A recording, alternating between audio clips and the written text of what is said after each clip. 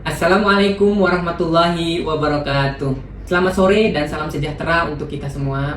Perkenalkan, saya Samsuni, nurse spesialis perawatan komunitas. Saya adalah salah satu dosen tetap program studi ilmu keperawatan Fakultas Ilmu Kesehatan Universitas Respati Indonesia. Video ini dibuat sebagai salah satu persyaratan pengajuan sertifikasi dosen tahun 2026 dalam unjuk kerja Tridharma Perguruan Tinggi PDD UKT-PT dalam bidang pengajaran. Mata kuliah yang akan disimulasikan pada video ini yaitu mata kuliah perawatan agregat komunitas dengan materi triase bencana di komunitas. Mata kuliah keperawatan agregat komunitas merupakan salah satu mata kuliah inti di program studi ilmu keperawatan dengan bobot SKS 3 SKS, terdiri dari 2 SKS teori dan 1 SKS praktek. Mata kuliah keperawatan agregat komunitas berfokus pada asuhan keperawatan agregat komunitas, terdiri dari agregat ibu hamil, balita, kemudian anak usia sekolah, agregat remaja, agregat dewasa, dan lansia. Serta membahas isu-isu kecenderungan masalah kesehatan komunitas dengan penekanan pada peningkatan kesehatan.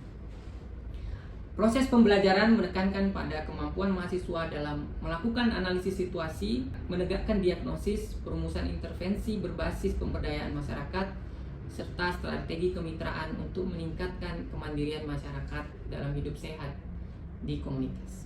CPL pada mata kuliah ini yang pertama bertakwa kepada Tuhan Yang Maha Esa, menjunjung tinggi nilai kemanusiaan, profesional, etika, hukum, moral, budaya dalam keperawatan. Selanjutnya, mengaplikasikan ilmu pengetahuan dan teknologi keperawatan dengan memperhatikan nilai humaniora berdasarkan kaidah, tata cara, dan etika ilmiah dalam memberikan asuhan keperawatan komunitas. Selanjutnya, melakukan asuhan keperawatan berdasarkan proses asuhan keperawatan profesional, mulai dari pengkajian, analisis data, diagnosis, intervensi, sampai dengan evaluasi. Ini dilakukan dari tatanan laboratorium dan lapangan untuk meningkatkan kualitas asuhan hingga keselamatan klien. Yang terakhir, CPL-nya mengembangkan keahlian profesional melalui pembelajaran seumur hidup. Adapun CPL mata kuliah ini diharapkan mahasiswa mampu menyusun asuhan keperawatan komunitas fokus pada promotif, mulai dari agregat ibu hamil, agregat balita, agregat anak usia sekolah, agregat remaja, agregat dewasa, hingga agregat lansia. Kemudian mahasiswa juga diharapkan mampu memberikan asuhan keperawatan pada agregat di komunitas dengan populasi rentan. Selanjutnya, mahasiswa mampu memfasilitasi musyawarah masyarakat RW, melibatkan kader, membentuk struktur tim siaga bencana di tingkat level RW. Kemudian mahasiswa mampu merumuskan konsep manajemen penanggulangan bencana pada setiap mulai dari pra bencana, saat bencana, dan pasca bencana. Selanjutnya mahasiswa mampu secara cepat tepat mengaplikasikan metode triase start pada kondisi korban massal di komunitas menggunakan algoritma klinis yang benar. Terakhir, mahasiswa mampu mendemonstrasikan peran secara kolaboratif dalam koordinasi lapangan, kecepatan triase, proses evaluasi, dan manajemen risiko pada saat simulasi bencana. Mahasiswa diharapkan dapat menggunakan buku teks, artikel ilmiah yang berkaitan dengan keperawatan agregat komunitas sebagai sumber referensi, dan juga bisa menggunakan buku yang dihasilkan oleh saya sendiri sebagai penulis, karya ilmiah saya, dan jurnal yang bisa digunakan sebagai referensi saat mahasiswa menjalani proses pembelajaran. Metode pembelajaran yang digunakan adalah pembelajaran aktif, mengutamakan peran mahasiswa dalam melaksanakan perkuliahan, yaitu dengan ceramah interaktif, diskusi kelompok, proyek, analisis kasus, dan simulasi.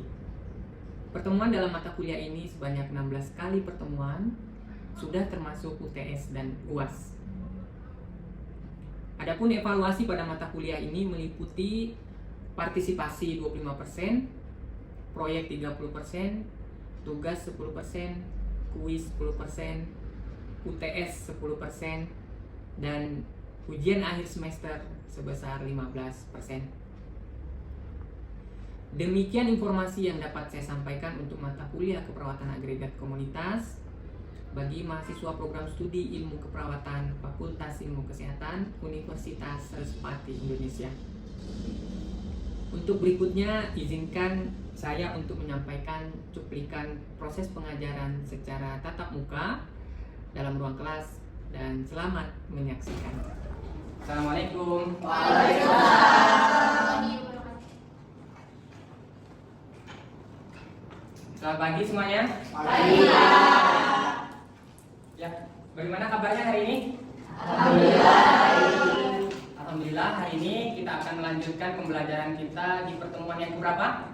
13. Baik, ini pertemuan kita ke-13, detik-detik selesai ya semester ini.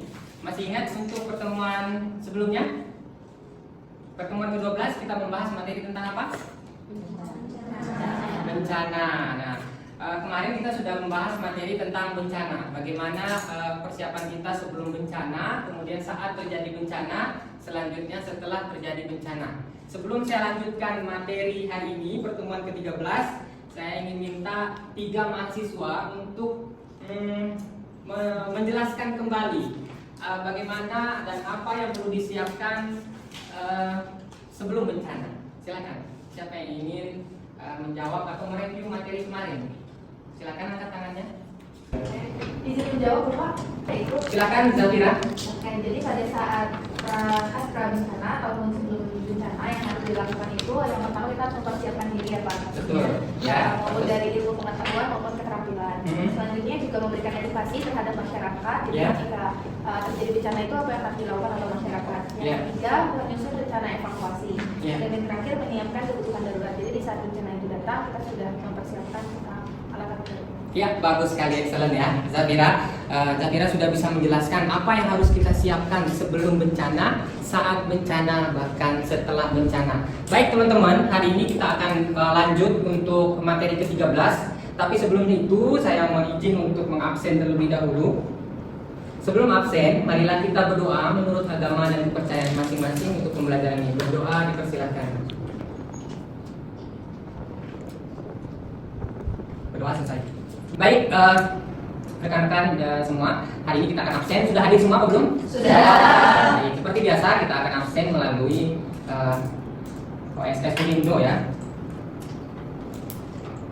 Oke, ini PR 16B betul ya? Betul. Kita berada di pertemuan yang ke-13 tanggal saat ini.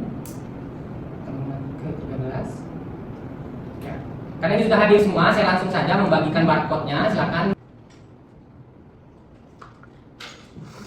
Bagaimana? Sudah selesai absen semua? Sudah. Oke, alhamdulillah. Kita lanjut untuk menampilkan materi ya. Baik teman-teman mahasiswa, hari ini kita lanjut ke materi yang ke-13, yaitu manajemen triase. Ya, setelah belajar di pertemuan ke-13 ini, harapannya teman-teman mahasiswa bisa menguasai pertama konsep triase, kemudian yang kedua mengenal apa itu triase dan menentukan labelingnya, kemudian yang terakhir nanti kita akan coba simulasikan bagaimana kita menilai triase pada kasus yang akan saya tayangkan di akhir. Oke, kita lanjut. Tapi sebelum itu, supaya nggak jenuh horor, kita belajar tentang bencana, tentang kejadian yang tidak kita inginkan. Saya akan menayangkan satu gambar. Silakan nanti dipilih dan dijawab dalam hati saja. Apa jawabannya? Pertama kali, silakan jawab ya dalam hati saja, karena nanti akan ada interpretasinya. Oke? Cukup? Sudah bisa menjawab? Sudah. Lihat gambarnya ya. Nah, sekarang kita lihat seperti ini. Jika Anda melihat bebek terlebih dahulu, ya, melihat bebek terlebih dahulu menunjukkan bahwa otak kanan Anda lebih dominan. Otak kanan identik dengan empati, intuisi, dan perasaan. Artinya Anda adalah seorang yang lebih sering mengambil keputusan dengan hati dan sering mengandalkan naluri dalam kehidupan. Nah, ini nanti akan terlihat. Yang mudah-mudahan secara konsep triase tidak mempengaruhi ya, tetap Anda prioritaskan secara ilmu kesehatan ya. Orang dengan dominasi otak kanan umumnya cenderung peduli terhadap orang lain. Nah, ini bagusnya ya. memiliki empati tinggi, dan lebih mudah tersentuh secara emosional. Mereka juga biasanya lebih senang membantu dan bisa menjadi pribadi yang menyenangkan di lingkungan sosial. Jika yang Anda lihat terlebih dahulu adalah kelinci, maka ini interpretasinya, ya. Otak kiri Anda yang lebih dominan. Dominasi otak kiri menandakan seseorang yang logis, ya, analitis, dan sering berpikir berdasarkan fakta. Nah, ini bagusnya nih, kalau biasa bagusnya orang lihat terlebih dahulu lihat kelinci, ya. Orang seperti ini biasanya mengambil keputusan dengan kepala dingin dan mempertimbangkan data dibandingkan perasaan. Nah, seperti itu. Mereka sangat andal dalam mengatur, menghitung resiko, dan menyusun strategi. Namun karakter seperti ini kadang dianggap terlalu kaku, ya, bahkan kurang peka dalam interaksi sosial. Nah, tapi di triase nanti ya Anda harus fokus dengan benar-benar bagaimana kondisi pasien. Walaupun cenderung tanpa rasional dan dingin, orang dengan dominasi otak kiri sangat dibutuhkan dalam mengambil keputusan penting, nah, terutama pada saat melakukan triase. Nah, mudah-mudahan nanti Anda walaupun mengetahui kelemahan kekurangan Anda sendiri, pada saat memahami teori pertemuan ke-13 ini, diharapkan teman-teman tetap berlandas pada keilmuan keperawatan dalam melakukan triase.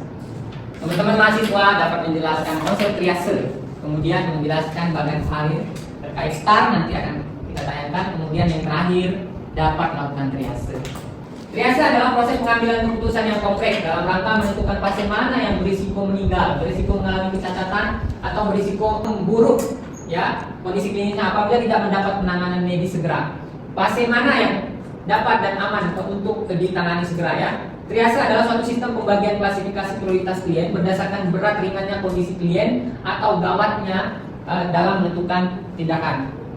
Prinsipnya ada 8. Yang pertama, ketahuilah bahwa keselamatan atau penyelamatan adalah prioritas utama. Itu prinsipnya, ya. Jangan mentang-mentang, oh, itu pacar saya, ini akan tolong terlebih dahulu. Enggak, ya. Kembali kepada konsepnya, ya, prinsipnya. Yang kedua, lakukan yang terbaik untuk sebagian besar pasien yang menggunakan sumber daya yang tersedia. Kemudian yang ketiga, membuat keputusan tepat waktu, karena triase itu waktunya sangat singkat, ya. Kemudian yang keempat, mempersiapkan triase untuk terjadi di berbagai tingkatan. Yang kelima, ketahui dan pahami sumber daya yang tersedia. Nah, Anda harus melihat secara keseluruhan seperti apa banyaknya jumlah korban dan seberapa banyak jumlah SDM yang Anda miliki untuk melakukan triase. Kemudian yang keenam, rencanakan dan latih respon dengan praktik. Nanti pertemuan yang terakhir kita akan lakukan simulasi. Kemudian yang ketujuh, tentukan jenis kategori triase terlebih dahulu. Nah, tentunya triase harus dilakukan di setiap level. Nah, yang ada beberapa memang teori triase yang bisa digunakan. Namun untuk keperawatan komunitas, ya, yang paling cocok menggunakan teori STAR. Ya, apa itu STAR? Simple Triage and Rapid Treatment. Disingkat dengan STAR. Oke, kita lihat memungkinkan teori ini untuk memilih pasien mana yang perlu dievakuasi lebih dulu ke rumah sakit. Ya, prinsip dari STAR adalah untuk mengatasi ancaman nyawa, jalan nafas yang tersumbat, dan perdarahan masif. Jadi karena simple, jadi tidak melakukan tindakan banyak pada saat melakukan triase. Pertama, jalan nafas, ya, kemudian perdarahan masif, ya. Prinsipnya dua itu yang Anda tolong. Oke. Kemudian STAR dapat cepat dan akurat, tidak boleh lebih dari 30 detik. Ada teori lain mengatakan tidak boleh lebih dari 60 detik. Silakan Anda berpacu dengan waktu, mau 30 detik atau maksimal 60 detik. Ya. Klasifikasi pasien ke dalam kelompok terapi. Oke, tadi saya sudah kasih kisi-kisi. Ada berapa kartu yang bisa Anda gunakan saat melakukan triase? Ada yang sudah tahu? Ada yang sudah baca? Silakan. Yuk. Mungkin karena udah tahu topik kita hari ini, ada yang sudah membaca materi. Silakan. Jangan malu dan ragu. Tidak ada pengurangan nilai jika salah menjawab. Silakan. Sudah tahu ada kartu berapa di triase? Silakan Aisti. Ada 4 Pak kurang lebih, yaitu merah, kuning, hijau, dan hitam. Ya, hanya ada 4 ya. Nggak ada 5, nggak ada 7, nggak ada kayak balonku ada 5, nggak ada ya. Jadi warna yang digunakan hanya 4. Bisa diulang lagi saja, Bang? Merah, kuning, hijau, hitam. Seperti apa? Kita lihat ke slide berikutnya ya. Kita kembali ke teori STAR tadi ya. Dapat dengan cepat akurat, tidak boleh lebih dari 30 detik per pasien. ya kan? Indikator yang perlu Anda perhatikan dalam melakukan triase start. Yang pertama, kemampuan berjalan. Ya, ini agak sedikit berbeda kalau Anda belajar di gawat darurat atau di KMB, triase di rumah sakit, sedikit berbeda. Kenapa? Pertama yang harus Anda kenali di triase start ini yaitu kemampuan berjalan. Kedua, pernapasan, ya, respiration, ya, atau RR, ya, berapa kali pernapasannya per menit. Kemudian yang ketiga, nadi. Tentunya nadi yang besar. Nadi yang besar dapat diraba di mana? Bagus sekali. Nadi karotis, ya. Oke, selanjutnya yang keempat, penilaian mental atau kesadaran. Inilah 4 kunci dalam melakukan triase start. Nah, sebelum kita lanjut, saya akan menayangkan gambar kepada teman-teman mahasiswa, ya. Silakan dijawab. Silakan. Jika Anda melihat gambar seperti ini, apa yang akan Anda lakukan? Lihat tadi, triase sebelum rumah sakit. Ya, tadi sudah ada jawaban dari teman kita, mahasiswa. Prinsip triase ada 4 kartu, ya. Kemudian prinsipnya ABC, airway, breathing, sirkulasi. Nah, prinsipnya lagi yang tadi, jangan melakukan tindakan apapun, hanya cukup bebaskan jalan nafas dan hentikan perdarahan masif jika ada. Oke, warnanya ada 4. Kita lanjut. Nah, di referensi lain, start juga bisa ada yang mengatakan maksimal 60 detik atau 1 menit. Lebih cepat, lebih baik. Lihat, ada 4 prinsipnya tadi. Cek pernapasannya, nadi, kemudian mental. Oke. Kita lihat algoritmanya sekarang. Ingat tadi, pertama asesmen untuk kemampuan berjalan. Jika Anda berada di posisi ini, ya, start, ya, Anda datang ke lokasi. Setelah hadir ke lokasi, lapor. Tadi ada gambar kan, ada polisi itu yang bertanggung jawab di area tersebut. Anda sebagai tim triase datang ke situ, lapor diri. Karena Anda pasti dihubungi, misalnya Anda adalah perawat IGD puskesmas nantinya. Anda dihubungi, lapor terjadi kecelakaan di simpang 4, tolong tim puskesmas mengevakuasi. Nah, setelah Anda datang ke lokasi, bertemu dengan yang penguasa wilayah, dalam hal ini polisi, sudah ada garis polisi, ada lapor di situ. Jangan tiba-tiba datang untuk melakukan pertolongan, jika ternyata masih ada bencana susulan dan lain-lain, Anda bisa jadi korban. Pertama, tadi ingat, lapor Pak Polisi, saya dari tim evakuasi atau tim dari puskesmas yang melakukan triase tahap awal, identifikasi korban. Jika respon dari polisi mengatakan silakan, lokasi sudah aman, ya, Anda langsung terapkan start untuk melakukan triase. Pertama, identifikasi korban yang dapat berjalan. Bagaimana cara memanggil korban? Bapak dan Ibu korban, ya, yang ingin mendapat pertolongan terlebih dahulu, silakan ke sumber suara. Ya, setelah mereka semua berjalan, ada yang kakinya sakit, ada yang ini sakit, ada yang kepala sakit, ya kan? Menghampiri Anda, otomatis dapat label hijau. Dari 4 kartu sudah keluar 1 kartu. Kenapa dia hijau? Karena identifikasi masih mampu berjalan. Kemudian setelah itu tidak ada lagi yang mampu berjalan, baru Anda merapat ke lokasi. Setelah Anda merapat ke lokasi, cek. Apa yang perlu dicek pertama? Nafasan. Cek, masih nafas apa enggak? Oh, ternyata ditemukan korban tidak bernafas. Apa yang dilakukan? Bebaskan jalan nafas. Ada 2 cara membuka jalan nafas, ya, seperti Anda pelajari di peralatan gawat darurat juga, ya kan? Karena unggulan kita adalah gawat darurat dan ramah lansia, ya. Salah satunya pembelajaran ini akan dapatkan lebih intens, ya. Dengan cara buka jalan nafas seperti apa? Semuanya sudah hafal sehingga menjawab semua, ya. Ada jawab trust dan attentive. Bagus sekali. Setelah dibuka jalan nafas, tetap tidak bernafas. Dikasih kartu apa? Bagus sekali, hitam. Oke. Setelah kita buka jalan nafas, ternyata ada sumbatan jalan nafas. Setelah dibuka jalan nafasnya, kembali bernafas. Kasih label? Oke, kasih label merah, ya. Nah, kembali ke pernapasan lagi. Jika Anda temukan frekuensi pernapasannya lebih dari 30 kali per menit, kasih label? Merah. Karena pernapasan normal, berapa pernapasan normal? 16 kali 20. Ya. Lebih dari 30 berarti ada something wrong di pernapasannya. Kasih label merah. Oh, ternyata pas dicek pernapasannya kurang dari 30 kali per menit. Apa yang dilakukan? Cek perfusi. Sudah tahu cara cek perfusi? Yo, yang udah belajar kadar, iya langsung otomatis ya, kita pegang jarinya, kita lepas. Jika lebih dari 2 detik, kasih label merah. Oke, semua udah lihat tangannya berapa detik? Satu. Betul. Berarti nggak ada yang kasih label merah di sini ya. Oke. Kita lanjut. Ternyata pas kita cek tidak ada lebih dari 2 detik. Apa yang dilakukan selanjutnya? Cek kesadaran. Pak, bisa tolong gerakin kakinya Pak, atau gerakin tangannya Pak. Jangan Pak minta dompet, jangan ya. Setelah kita minta instruksi, mereka atau si korban tidak bisa mengikuti instruksi, dikasih label merah. Tapi masih bisa nih. Pak, bisa gerakin tangannya Pak? Ya bisa angkat, atau kakinya bisa. Atau iya, tolong. Tapi dia nggak bisa merespon lebih banyak, kasih label kuning. Baik, inilah mengapa dibilang STAR, Simple Triage dan Rapid Treatment. Cukup sederhana. Ini yang bisa dilakukan untuk korban massal di komunitas, ya.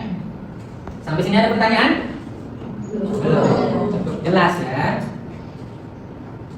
Nah, ini dia tadi sudah start awal, panggil korban, ya, cek jalan nafas, sirkulasi dan kesadaran. Nah, kalau bisa diperjelas lagi seperti ini, ya, panggil semua korban, ya, yang dapat berjalan, jalan panggil. Tidak bermaksud untuk menipu korban yang sedang kena bencana, ya. Orang kan masing-masing respon nyerinya berbeda-beda. Ada yang sakit sedikit sudah nggak mau gerak. Ada yang dengan kekuatan dia paksain walaupun sakit dia jalan. Jadi kalimat cara memanggilnya adalah siapa yang ingin ditolong terlebih dahulu. Nah, semua orang kan mau ditolong terlebih dahulu, maka dia akan memaksakan dirinya untuk hadir ke lokasi aman. Jadi kalau siapa yang bisa mendengar datang ke sumber suara, sini aja ntar udah digotong. Itu triknya, panggil semua korban yang bisa berjalan, start awalnya bisa berjalan, baru kita kasih label hijau. Setelah itu baru cek jalan nafas tadi. Oke. Nah, ini tadi sama ya algoritmanya. Tidak bernafas, kita setelah buka jalan nafas masih bernafas, merah. Pernapasan ya, cek pernapasan. Jika pernapasannya lebih dari 30 kali per menit, merah. Ya, kurang dari 30 kali per menit ke tahap berikutnya. Nah, cek kapilari refill. Jika kapilari refillnya lebih dari 2 detik, merah. Jika kurang, cek ke langkah berikutnya. Langkah berikutnya apa? Status mental. Oke, kelihatan ya rolnya mulai dari tahap 0. Cek kesadarannya. Jika dia tidak bisa mengikuti instruksi sederhana, label merah. Oh, ternyata masih bisa gerakin tapi udah nggak kuat tangannya. Berarti masih sadar. Masih label kuning. Oke. Paham? Ada pertanyaan? Tidak ada pertanyaan. Berarti kita sudah belajar konsep, sudah belajar kartu triase, sudah belajar cara melakukan triase. Sekarang saya akan memberikan kasus kepada teman-teman semua. Ini langsung saja kita bagi 2 kelompok, ya, berkelompok. Silahkan membentuk lingkaran untuk mendiskusikan kasus yang akan saya tayangkan. Nah, sudah dibagi menjadi 2 kelompok, ya bagus sekali ya, duduknya sudah presisi ya kan. Silahkan disimak kasus berikut.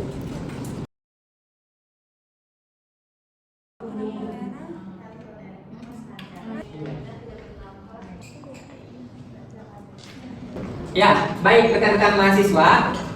Ya, tadi sudah kita jelaskan di slide bahwa prinsip dalam melakukan triase salah satu yang bisa kita lihat adalah terkait A ini mewakili airway, kemudian B breathing, kemudian C circulation, ya, kemudian D disability ya. Apa ini disability? Kesadaran. Oke. Ya, sekarang kita berikan kesempatan untuk kelompok 1 dan kelompok 2 kita adu mana yang paling cekatan ya kan. Oke, silakan siapa yang akan menjadi jubirnya dalam menjawab di sini. Cara menjawabnya adalah jika yang bermasalah airway silakan checklist, kemudian tidak bermasalah strip. Baru nanti simpulkan dikasih label apa. Ya, silakan. Oke, silakan kelompok 1. Saya Pak. Baik, perwakilannya Aisti, silakan maju ke depan Aisti.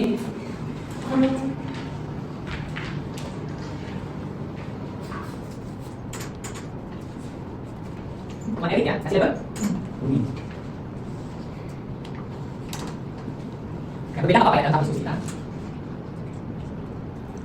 Oke, tepuk tangan untuk kelompok 1. Kelompok 2, silakan siapa jubirnya? Saya bertanya. Oke, Zafira silakan.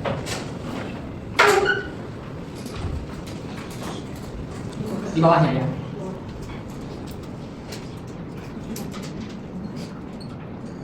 Ya.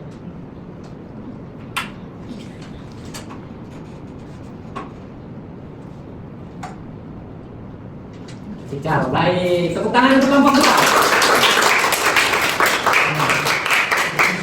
Tampak bengkak dan memar. Ada apa di situ? Ya benar, kelompok 2 sirkulasi. Berarti checklist ya. Oke.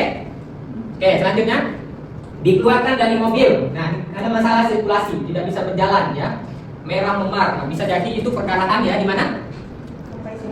Tibia fibula ya. Di mana tibia fibula? Kaki ekstremitas bawah. Ya, bagian ekstremitas bawah ada masalah. Oke. Setuju kelompok 1? Setuju. Berarti ada masalah di sirkulasi ya. Oke, jawabannya benar, kuning. Kalau nggak ada masalah nggak mungkin dia kuning itu ya, mestinya hijau. Oke. Berarti untuk fase pertama dimenangkan oleh kelompok 2. Tepuk tangan untuk kelompok 2. Selanjutnya Nyonya Aminah. Kelompok 2 silakan. RW-nya bermasalah nggak? Masalah. Dibuktikan dengan apa? Kan dengan tidak ada pergerakan dinding dada. Ya, tidak ada pergerakan dinding dada. Pernapasannya berapa kali? Pernapasannya juga tidak ada. Dia muncul pernapasannya setelah dilakukan tindakan pembukaan. Ya, berarti ada masalah di pernapasannya ya. Sirkulasi. Nyonya Aminah. Aduh, ada jejas ya pada dada dekstra. Ya, ada jejas. Berarti bermasalah sirkulasinya. Sirkulasi. Jejas pada dada. Enggak ya, benar enggak? Karena jalan nafasnya apa? Perdarahannya enggak ada, cuma kemudian kesadaran.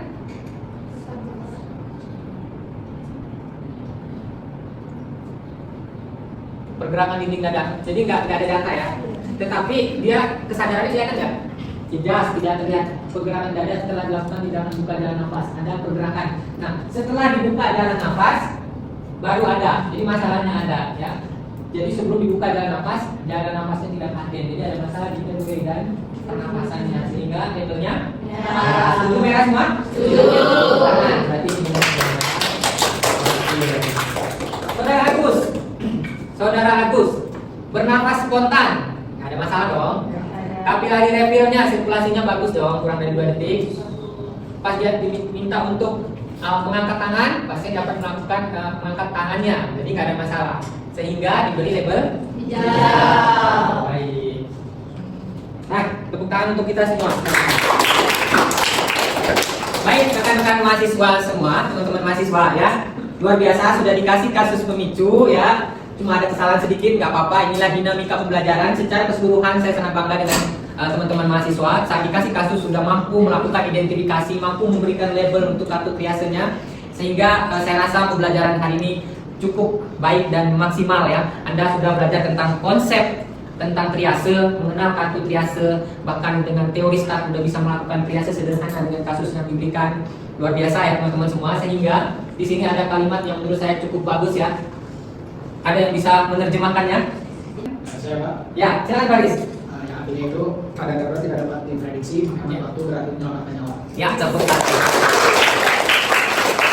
Walaupun teman-teman mahasiswa semua sudah mendapatkan teori ini ya, memang dimanapun kondisi bencana itu tidak bisa kita prediksi. Bahkan kita berada di ruang yang nyaman saat ini pun bisa ada terjadi potensi bencana, yaitu seperti gempa, tidak bisa diprediksi.